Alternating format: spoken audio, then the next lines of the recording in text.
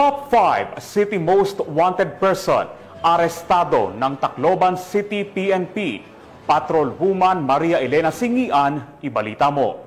Arestado ng mga awtoridad ang tinaguriang Top 5 City Most Wanted Person na may kasong 2 counts statutory rape matapos mahuli sa Barangay 91 Abukay, Tacloban City. Naaresto ang akusado bandang alas 9:50 ng gabi ng mga tauhan ng Tacloban City Police Station 2 sa bisa ng warrant of arrest para sa kasong 2 counts statutory rape na walang inirekomendang piyansa. Ang akusado ay dinala sa Tacloban City PS2 para sa kaukulang dokumentasyon at tamang disposisyon. Patunay lamang na ang Tacloban City PNP ay hindi nagpapabaya sa kanilang sinumpaang tungkulin na hulihin ang mga taong tiwalag sa batas upang mapanatiling ligtas ang komunidad ng sa gayon may patupad ang kapayapaan sa bansa para sa ligtas at maunlad na bagong Pilipinas.